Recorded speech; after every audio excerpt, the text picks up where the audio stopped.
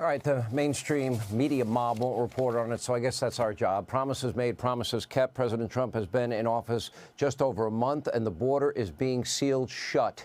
Today, the Department of Homeland Security Secretary Kristi Noem announced that Border Patrol encountered only 200 illegals at the southern border on Saturday. That would be the lowest number of a single day in terms of apprehension in over 15 years. Also tonight, New York City Mayor Eric Adams announced the Roosevelt Hotel migrant shelter. They are going to close that in coming months after hosting tens of thousands of illegals throughout the Biden years. And the Trump administration is reportedly considering bringing back Title 42, which will again allow for the deportation of illegals on the basis of threats to public health.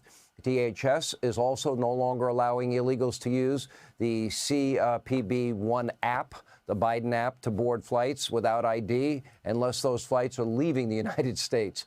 And the message that the border is closed is being heard so clearly by would-be illegals right now that, according to the AP, they are literally turning around and making one of the most, dramatic and dangerous parts of the journey north in reverse, because they know they won't be allowed in when they get here. Promises made, promises kept. Here now with the latest, Secretary of the Department of Homeland Security, Kristi Noem, is with us. Let's start with the good news. Tell us about Saturday. Well, it's fantastic news, Sean, and a lot of fantastic news because of President Trump. You know, we only had 200 encounters at the border when under the Biden administration on our worst day, we saw up to 16,000 encounters. So to have that kind of a drop under President Trump is because of a change of policy.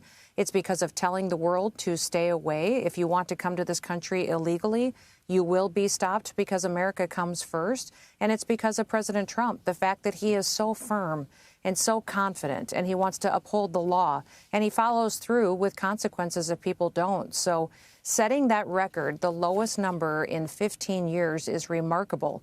And the wins just keep coming because we have a president that believes in this country. And he listened to the American people, and he actually brought the kind of success that this country was so desperate for. You're also getting help. Your former state, South Dakota, Louisiana, Georgia, my home state of Florida, they are now enacting mandates that local law enforcement cooperate with federal authorities to identify and detain illegal immigrants in the U.S. And the new attorney general down here in Florida is working with Governor DeSantis on top of Pam Bondi on the federal level, going after states like Illinois and New York, and I'm sure many other states to follow. That's got to help your job, I would assume.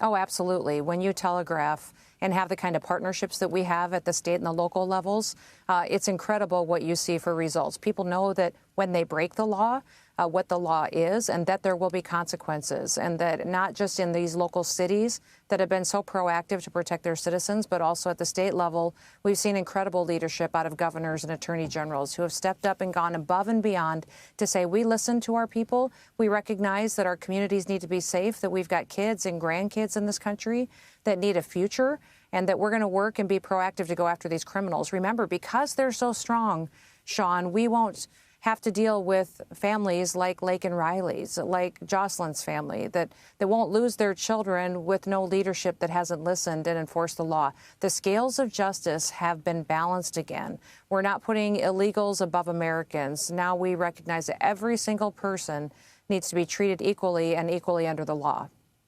Are we finding, do you have an update? Are we finding any of the people that are responsible for tipping off these gang members or cartel members that are in the country illegally and hence putting ICE officials' lives in jeopardy because they lose the element of surprise?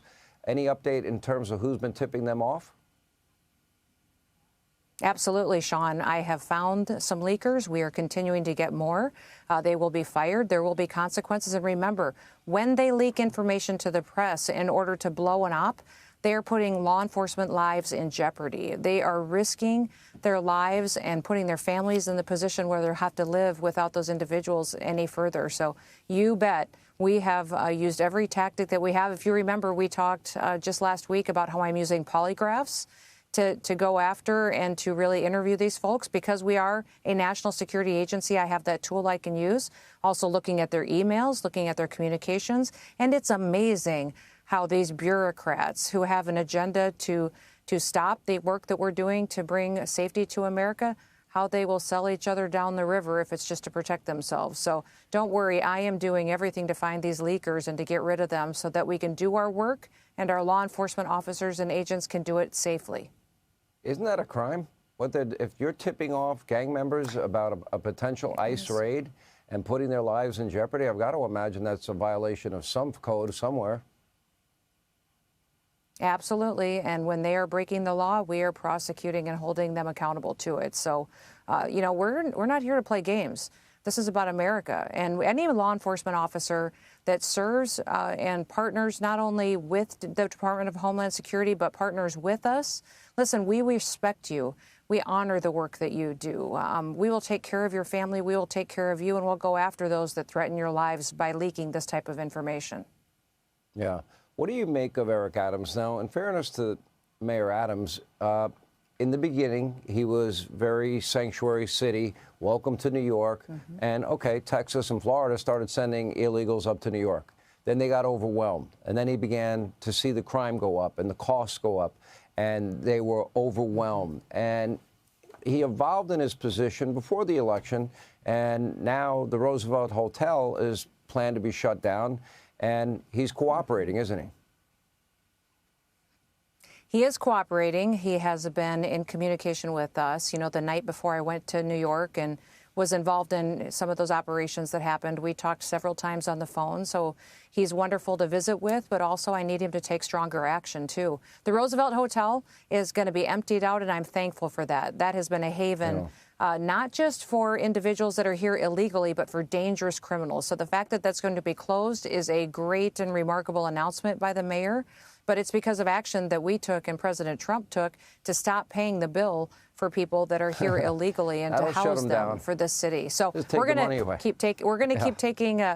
That's right. You take the money away, and it's amazing how quickly that these shelters and sanctuaries will be closed down. We're doing this to sanctuary cities, too. If you want to protect criminal activity, well, the federal government dollars are going to stop, too. All right. Last question. Will Title 42 be brought back? Well, I believe that's something President Trump is considering, and that is a measure. He said he's going to use every tool in the toolbox. So that could be one of them. All right. We appreciate it. Department of Homeland Security Secretary Kristi Noem. Thank you.